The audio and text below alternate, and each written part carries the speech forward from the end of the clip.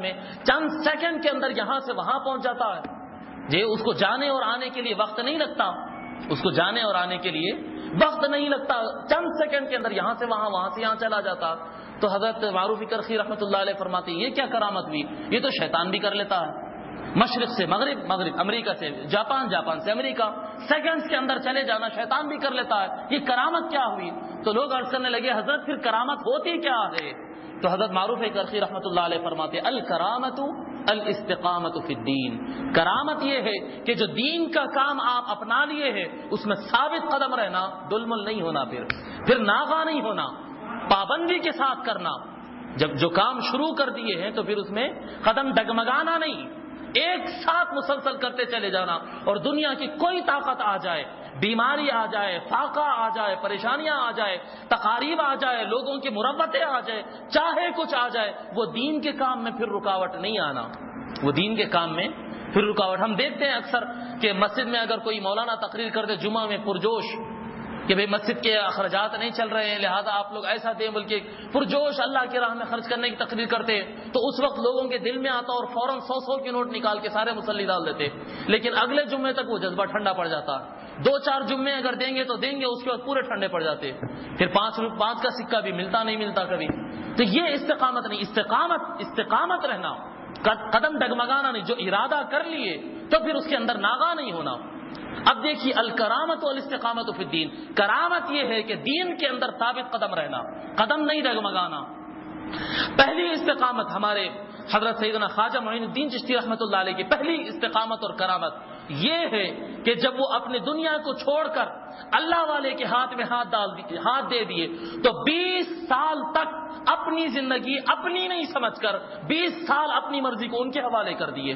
آسان بات نہیں ہے. 2-4 بات سنتے ہیں, 5ویں بات بھاری دکھنے لگتی ہے کہ حضرت بہت کام لگا دیے, آج بہت تھک گیا, طبیعت میں چڑچڑاپن ہے, آج نہیں ہوتا یار, آج سو جاتا ہوں. 20 سال وہ اپنی زندگی کے چھوڑ دیے. اب اس سے بڑھ کر کرامت, یہ کرامت سے پھر اور بڑھ کر کرامت خواجہ معین الدین چشتی رحمۃ اللہ علیہ کے کہ جب ان کے پیر کا انتقال ہوا, پیر و مرشد کا انتقال ہوا, حضرت خواجہ عثمان ہارونی رحمۃ اللہ علیہ کا انتقال ہو گیا, تو اب پیر کی یاد میں انہوں نے تہیہ کیا کہ مجھے پیر کی یاد میں قرآن پڑھنا ہے. آج ہمارے پاس تو یعنی انحطاط کا یہ عالم ہے کہ ہم پیروں کی یاد میں کیا کرتے ہیں, چندے چادریں نکالتے ہیں, غلافات نکالتے ہیں اور کیا کیا کرتے ہیں. یہ ہمارے انحطاط اور گری ہوئی صورتحال ہے.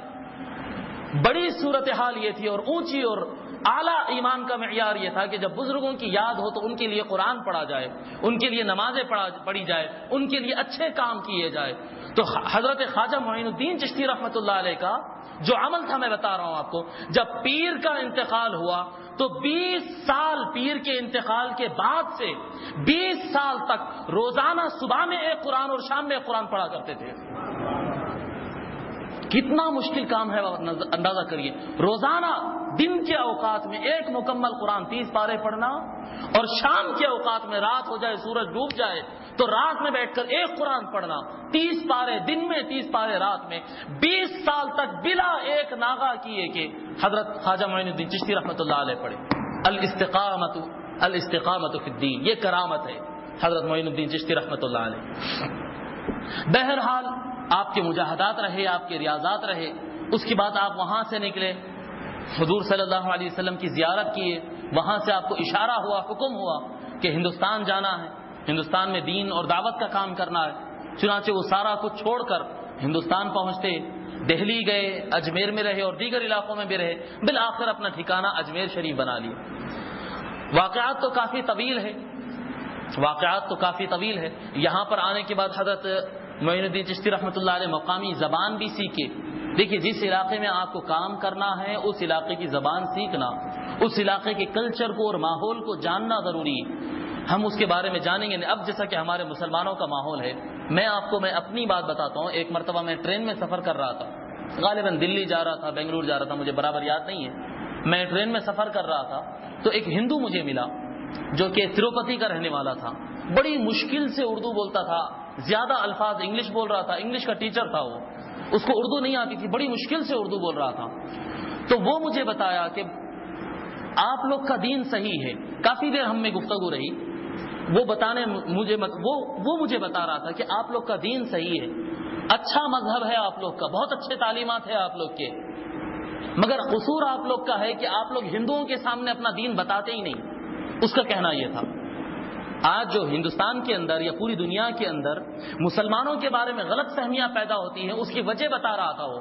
ہندوستان کے اندر ہندو مسلمان سے جو ناراض ہے اور جس وجہ سے فسادات ہوتے ہیں، وہ وجہ بتا رہا تھا کہ آپ کا دین اچھا، آپ کے لوگ اچھے ہیں، لیکن آپ لوگ کبھی اپنے دین کو غیر مسلموں کے سامنے، ہمارے سامنے بتاتے نہیں۔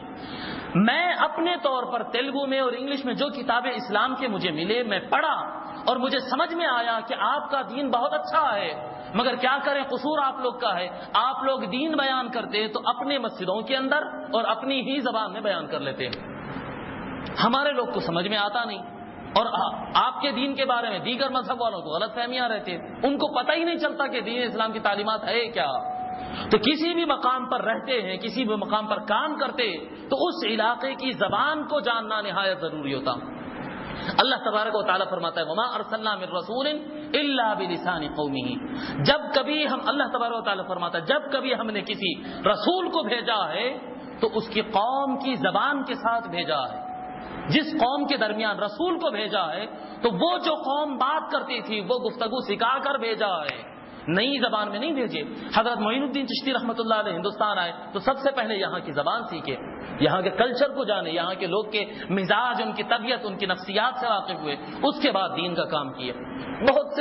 بہت سارے کام ہوئے الحمدللہ، لاکھوں کی تعداد میں، بعض بزرگوں سے سنتے ہیں تقریباً 90 لاکھ آدمی حضرت خواجہ غریب نواز رحمۃ اللہ علیہ کے ہاتھ پر مسلمان ہوئے، اسلام قبول کے 90 لاکھ۔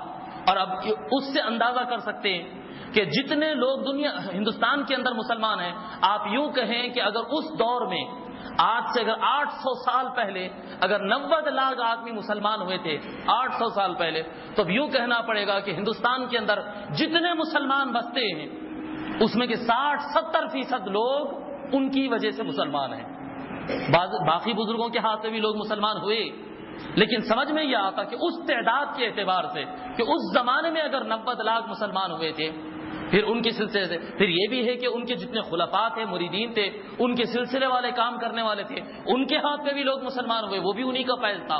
الغرض ہندوستان کے اندر اسلام کو استحکام پہنچا، اسلام مضبوط ہوا سیدنا خواجہ معین الدین چشتی رحمۃ اللہ علیہ کی وجہ سے۔ اور آپ کی کرامتوں میں ایک ظاہری کرامتوں کا بھی ذکر کر دیتا ہوں جو ہندوستان فتح کرنے سے تعلق رکھتا ہے۔ شہاب الدین غوری کا نام آپ لوگ سنیں، جنگجو شہاب الدین غوری، مسلمانوں کا سپہ سالار، افغانستان